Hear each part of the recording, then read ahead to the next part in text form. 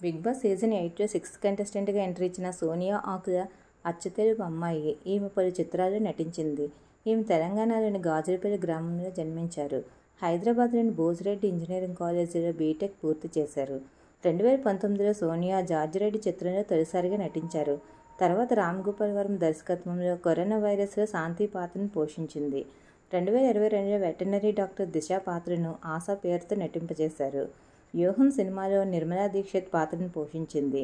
ఝాన్సీలో ఆమె మెతమరుపు మరియు చిన్ననాటి గాయంతో పోరాడే బొటిక్ యజమాని పాత్ర పోషించింది. ఈమె సరైన అవకాశం కోసం ఎదురు చూస్తుంది. అందుకు ఈ బిగ్ బాస్ ఆమెకు ప్లాట్ఫామ్ అవుతుందని ఆశిద్దాం.